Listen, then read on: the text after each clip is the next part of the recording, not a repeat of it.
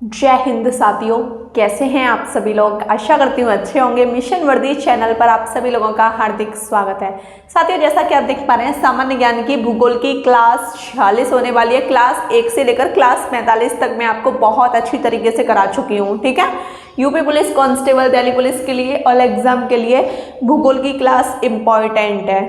ठीक, मिशन वर्दी चैनल पर हमारा खुद का सफलता बैच चलाया जा रहा है, जिसमें प्रॉपर तरीके से आपकी क्लासेस चल रही हैं। यूट्यूब पर ये जो क्लास चल रही है ना, सफलता बैच के अंतर्गत ही चल रही हैं। ठीक है, हमारा कोई ऐप नहीं है, एकदम फ्री क्लासेस।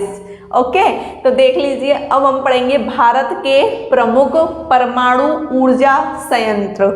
तो इसमें एक कंडीशन आपको देखनी है, परमाणु ऊर्जा संयंत्र है ना, ये किसके बने होते हैं? थोरियम प्लस यूरेनियम से निर्माण किसका होता है? विद्युत ऊर्जा का, विद्युत संयंत्र का। किसका निर्माण होता है? थोरियम प्लस यूरेनियम से विद्युत संयंत्र का निर्माण होता है। समझ गए? अब हम बात कर लेते हैं तारापुर की। तारापुर विद्युत संयंत्र कहाँ पर है? ये है आपके महाराष्ट्र में। कहाँ पर? ये महाराष्ट्र में है। अब बात कर लेते हैं कि भारत का पहला विद्युत संयंत्र कौन सा है। भारत का पहला विद्युत संयंत्र आपका तारापुर ही है। ठीक है, भारत का पहला विद्युत संयंत्र आपका तारापुर है। अब बात कर लेते हैं रावतवाड़ा की, कि ये जो रावतवाड़ा विद्युत संयंत्र है, ये है कहाँ पर? रावतवाड़ा विद्युत संयंत्र आपका कहाँ पर है? रावतभाटा। ठीक है, तारापुर महाराष्ट्र में, रावतभाटा आपका राजस्थान में। ठीक है, समझ गए ना? ज़्यादातर रावत कहाँ रहते हैं? वैसे रहते तो उत्तराखंड में, लेकिन आपको याद करना है कि ज़्यादातर रावत रहते हैं आपके राजस्थान में। अब बात कर लेते हैं महाराष्ट्र की। महाराष्ट्र में तो फिल्मी सितारे रहते हैं, तो वहाँ से याद हो गया तारा, सितारा। ठीक है, पहले आप इसको देख लीजिए। अब आप देख लीजिए, अगला आपका विद्युत संयंत्र है कुडानकुलम और कलपक्कनम। ये पूछे जाएं, ये दोनों विद्युत संयंत्र कहाँ पर हैं, तो आप बहुत आसानी से बता दोगे। इनके नामों से ही आप थोड़ा पहचान पा रहे हो ना कि ये साउथ के हैं, तमिलनाडु के। कहाँ के? तमिलनाडु के। अब एक पूछा जाए आपसे, बताइए कैगा विद्युत संयंत्र कहाँ का है, तो आप बताओगे कैगा आपके कर्नाटक राज्य का है। ठीक है, ये कंडीशन समझ गए। अब हम अगला पढ़ेंगे काकरापार। काकरापार अगला है नरौरा। नरौरा तो पहचान गए होंगे नाम से ही, यूपी के बुलंदशहर में नरौरा विद्युत संयंत्र। और बात कर लेते हैं काकरापार की, तो काकरापार विद्युत संयंत्र आपके गुजरात में है। आप मुझे गुजरात की राजधानी बताओगे। ठीक है, गुजरात में कौन सा डांस किया जाता है ये बताओगे। उत्तर प्रदेश की सबसे बड़ी जनजाति कौन सी है? ठीक है, ये सब कुछ आपको मुझे बताना है। जैसा कि साथियों आप देख पा रहे हैं, ये जो पॉइंट है आपका इम्पॉर्टेंट है, पेपर में बहुत ज़्यादा बार पूछा जाने वाला प्रश्न है आपका। भारत का पहला परमाणु रिएक्टर कौन सा है? तो ये अप्सरा है। कब स्थापित किया गया? 1956 ईस्वी में। किसके सहयोग से? ब्रिटेन के सहयोग से। कहाँ पर स्थापित किया गया? ट्राम्बे, मुंबई में। ठीक है, इतनी कंडीशन समझ गए ना? भारत के परमाणु ऊर्जा संयंत्रों को हमने पढ़ लिया है बहुत अच्छी तरीके से। ठीक है, अब ये टॉपिक बहुत ज़्यादा इम्पॉर्टेंट है। किसके ऊपर है? वनस्पति के ऊपर है। यहाँ से 3 से 4 प्रश्न इस तरीके से, मतलब प्रश्न पेपर में देखने को मिले हैं। मैं आपको खुद बताऊंगी कि मेरे पेपर में कौन सा प्रश्न पूछा गया था। तो ये टॉपिक आपका इम्पॉर्टेंट है। ठीक है, वन से संबंधित है। आपको तो पता ही है कि वन नहीं है तो जीवन नहीं है ना। तो इनके बिना तो जीवन ही नहीं है। ये टॉपिक तो पढ़ना होगा अच्छे तरीके से। तो देख लो कि भारत में जो वनों का प्रतिशत है वो कितने प्रतिशत है, 21.67% है। ठीक है, भारत में वनों का प्रतिशत 21.67% है। ये आंकड़े आप देख पा रहे हैं। ये आंकड़े जब भी आपकी जनगणना होती है, जैसे हमारी वाली नहीं, इनकी तो 19-20 में जनगणना हुई थी, फिर हो जाएगी 24-25 में, है ना। तो परेशान आपको नहीं होना। ये आंकड़े या तो कम हो जाएंगे या ज़्यादा हो जाएंगे। ठीक है, तो इस चीज़ को आपको रटना नहीं है। बस हाँ, थोड़ा दिमाग में रखो कि हाँ, भारत में वनों का प्रतिशत 21% है। ठीक है, और वृक्ष कितने प्रतिशत हैं? वृक्ष 2.89%। देख लो कितने कम वृक्ष हैं। तभी तो ये वन नीति लाई गई है। वन नीति का जो उद्देश्य है वो यही है, पेड़ लगाओ, पेड़ लगाओ। हम काट देते हैं ना कि आजकल वनों की हवा ना लेकर हम कूलर, एसी, इन चीज़ों में ज़्यादा खुश रहते हैं। लेकिन कोई नहीं, आने वाले कल में बहुत ज़्यादा दुविधा का कारण होगा अगर हमने आज ही वन नहीं लगाए तो। अब देख लीजिए, वन और वृक्ष दोनों को मिलाकर कितना प्रतिशत है। तो कुछ नहीं, इसको जोड़ लीजिए, इसको जोड़ लीजिए, 24.56% है। ठीक है, अब बात कर लेते हैं राष्ट्रीय वन नीति, नेशनल फॉरेस्ट पॉलिसी।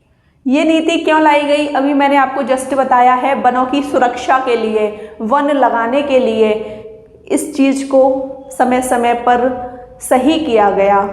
ठीक है, वृक्षों को काट देते हैं, वनों को काट देते हैं और फिर आगे पछताना पड़ेगा। अभी तो चलो थोड़ा सही सा चल रहा है, कोई दिक्कत नहीं हो रही। अब आप देख लीजिए, प्रथम वन नीति कब लाई गई? ये सन 1952 ईस्वी में लाई गई। ठीक है, पहली वन नीति 1952 ईस्वी में लाई गई। और नई वन नीति कब लाई गई? 1988 ईस्वी में। ठीक है, जिसके अनुसार भारत में कुल क्षेत्रफल का 33% क्षेत्रफल वन होने आवश्यक हैं। मतलब इस नीति के अंतर्गत ये बोला गया है कि भारत का जो कुल क्षेत्रफल है ना, उसके क्षेत्रफल का 33% जो भाग है उस पर वन होने आवश्यक हैं। लेकिन कितने प्रतिशत भाग पर आपके वन है? 21.67% भाग पर वन है। इतने होना तो कंपलसरी है, लेकिन कोई नहीं, अभी नहीं लगाई वन तो आगे तो दिक्कत आनी ही है। अब साथियों, आपको ये भी पता होना चाहिए कि सबसे ज़्यादा जो वन है किस राज्य में है। ठीक है, पता होना चाहिए ना। और हमको ये भी पता होना चाहिए कि सबसे ज़्यादा प्रतिशतता किस राज्य की है। वन होना और प्रतिशतता होना अलग अलग होता है। ठीक है, समझ गए ना। तो देखो, टॉप फॉरेस्ट स्टेट, सबसे ज़्यादा जो वन पाए गए हैं वो मध्य प्रदेश में, उसके बाद अरुणाचल प्रदेश में, फिर छत्तीसगढ़ में। प्रतिशतता के आधार पर वन वाले राज्य कौन कौन से हैं?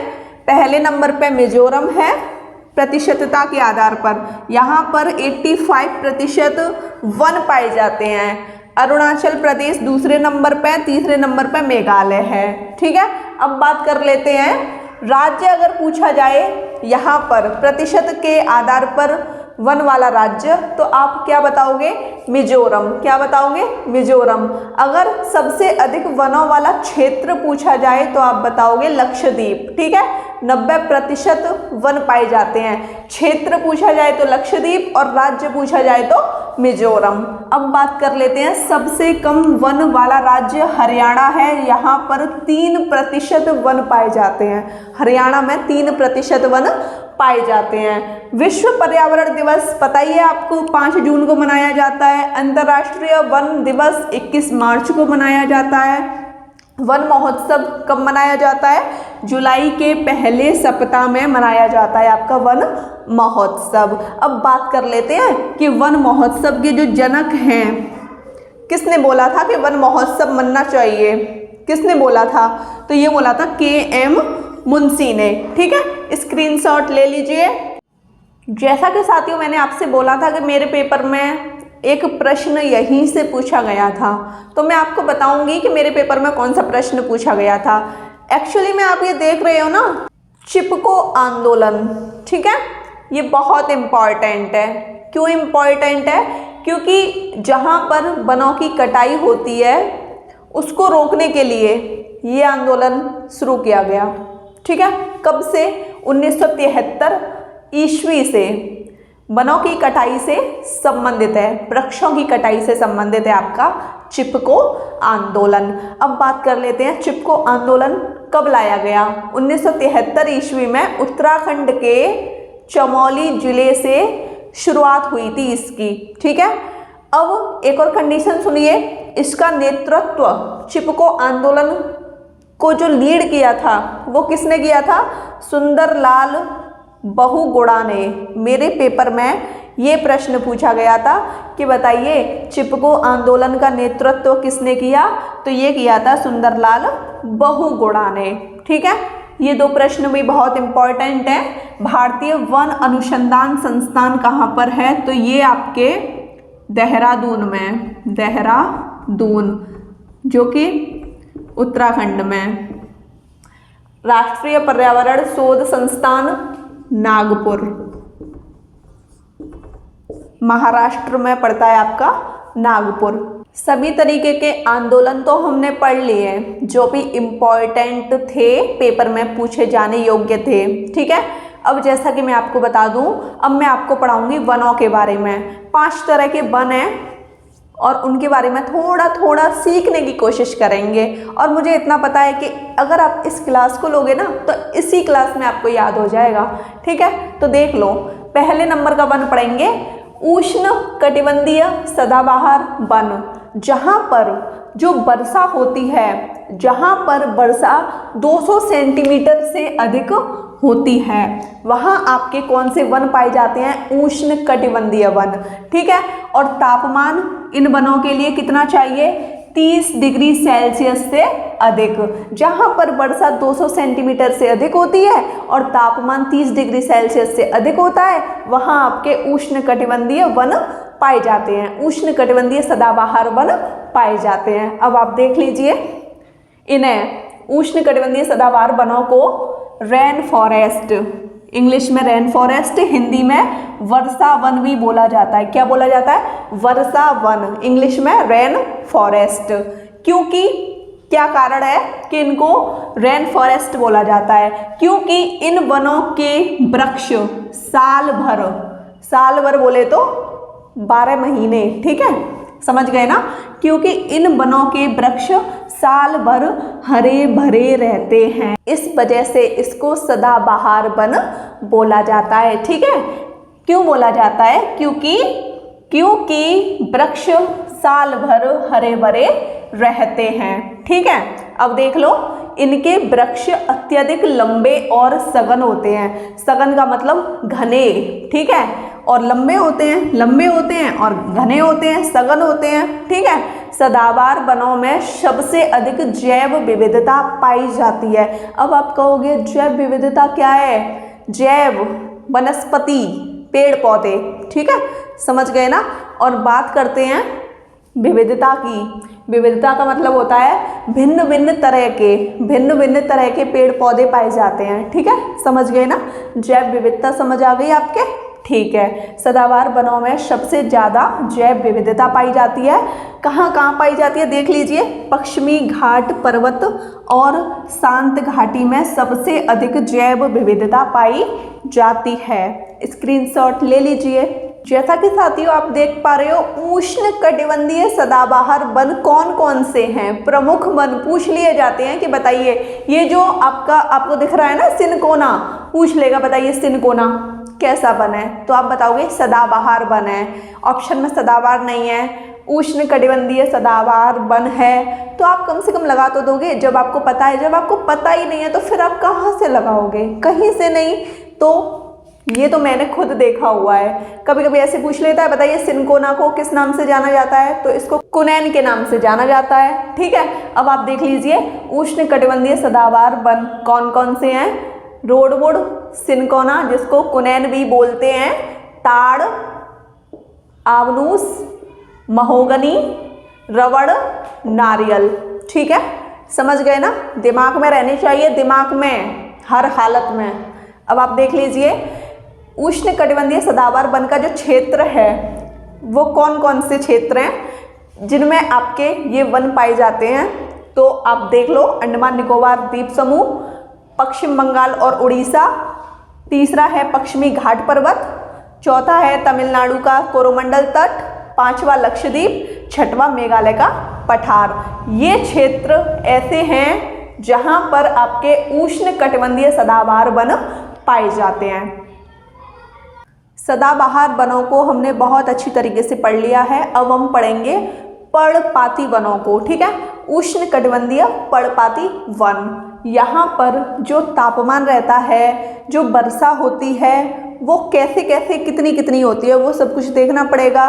देख लो, उष्णकटिबंधीय पर्णपाती वन में वर्षा आपकी 70 सेंटीमीटर से 200 सेंटीमीटर के बीच हो तो आप समझ जाओ कि यहाँ पर पर्णपाती वन पाए जाते हैं। ठीक है, यहाँ पर वर्षा 70 सेंटीमीटर से 200 सेंटीमीटर तक हो और तापमान 20 डिग्री सेल्सियस से 25 डिग्री सेल्सियस तक का हो तो वहाँ आपके उष्णकटिबंधीय पर्णपाती वन पाए जाते हैं। उष्णकटिबंधीय पर्णपाती वनों को किन किन नामों से जाना जाता है? इनको हम मानसूनी वन कहते हैं, पतझड़ वन कहते हैं ना कि भाई पतझड़ का महीना है, पत्ते झड़ रहे हैं। ठीक है, तो यही है पतझड़, या इनको हम मानसूनी वन कहते हैं या इनको हम पर्णपाती वन कहते हैं। अब आप देख लीजिए, क्योंकि इन वनों के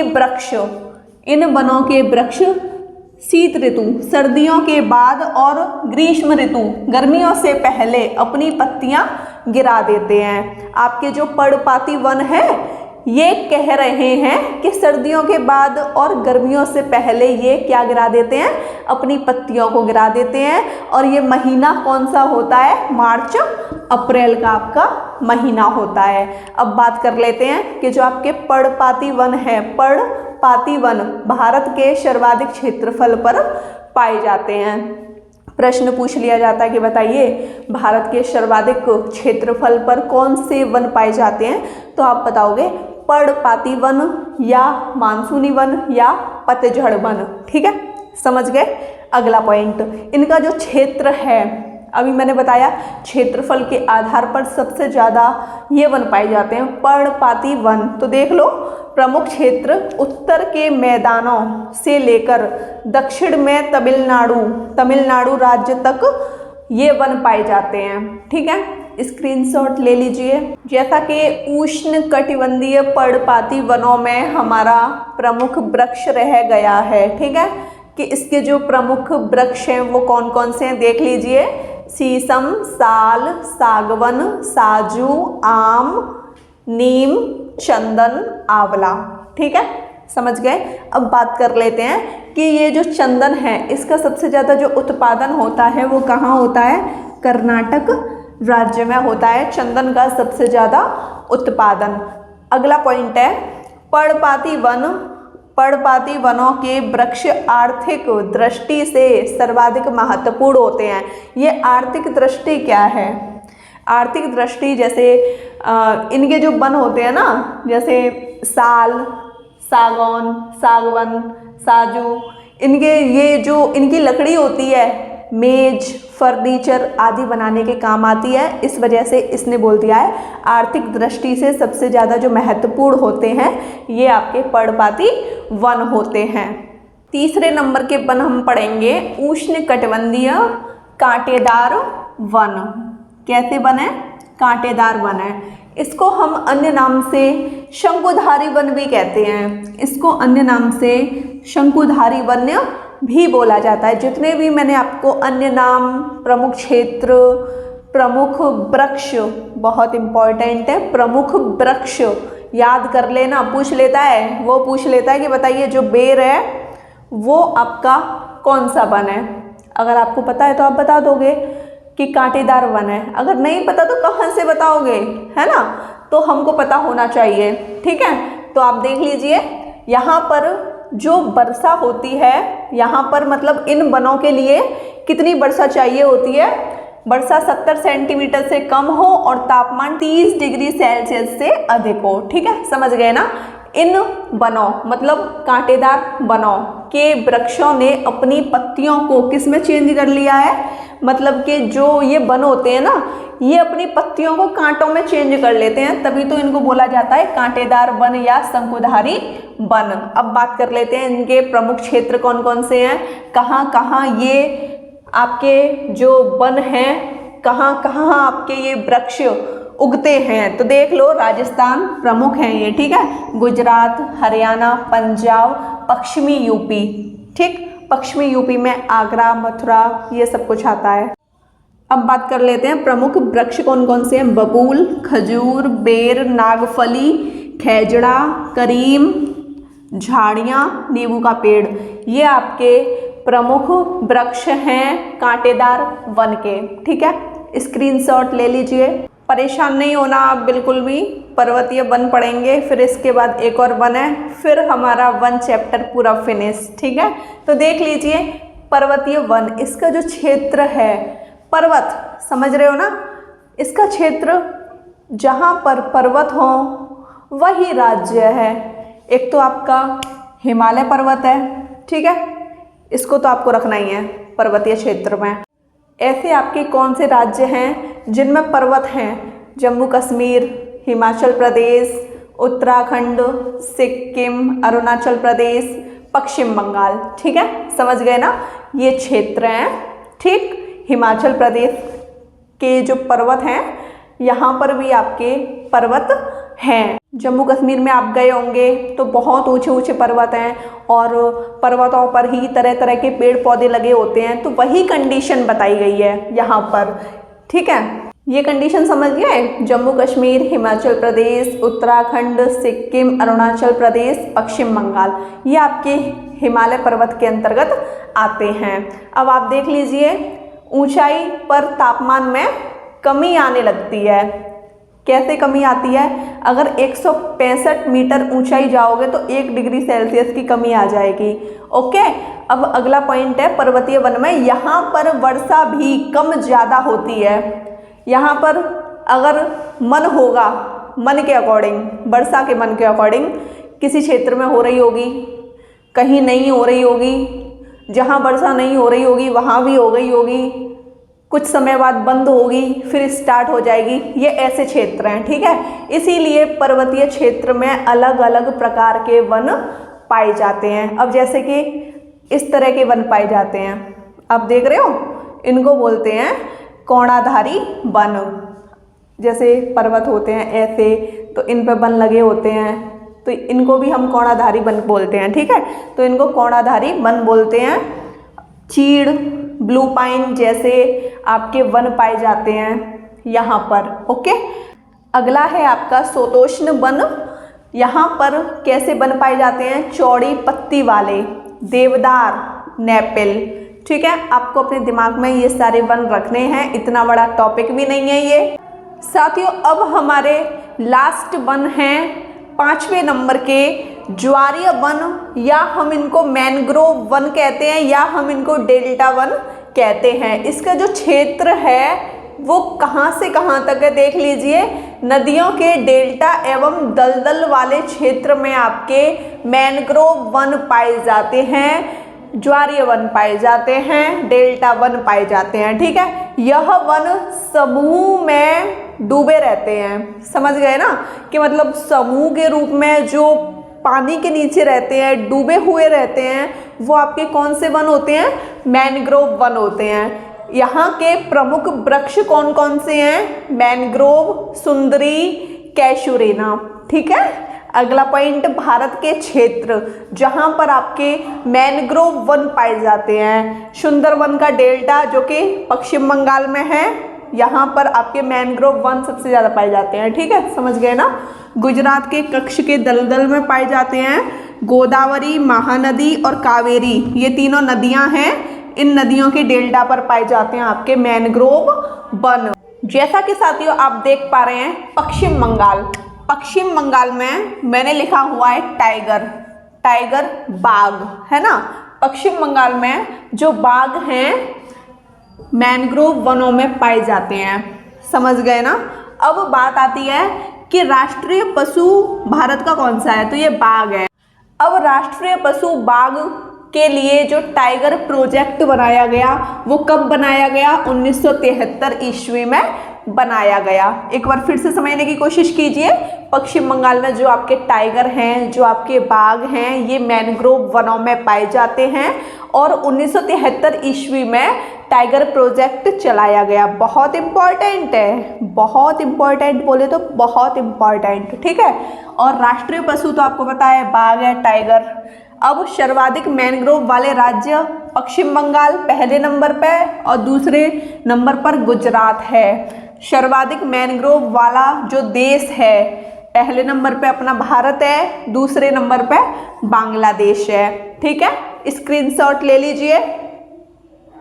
आपकी प्राकृतिक वनस्पति की क्लास पूरी फिनिश हो चुकी है। आपको ये क्लास कैसी लगी मुझे कमेंट सेक्शन में अवश्य बताइएगा। वीडियो अच्छी लगी हो तो चैनल को सब्सक्राइब कीजिएगा, लाइक कीजिएगा, शेयर कीजिएगा। और मैं आपको बता दूं, अब आपकी ज्योग्राफी की एक क्लास रह गई है, खनिज संसाधन की। एक क्लास रह गई है खनिज संसाधन की, ठीक है। खनिज संसाधन की क्लास रह गई है और फिर बाद में आपकी जो ज्योग्राफी है पूरी फिनिश हो जाएगी। खनिज संसाधन के बाद आपकी ज्योग्राफी पूरी फिनिश हो जाएगी, ठीक है। फिर कुछ क्वेश्चन बचेंगे जो मुझे इम्पॉर्टेंट लगेंगे कि हाँ मैंने ये कराया नहीं है, तो उनको मैं विविध के रूप में करा दूंगी, तो आपको परेशान नहीं होना है, ठीक है।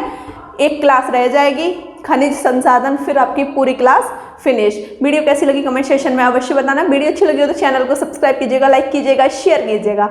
जय हिंद साथियों।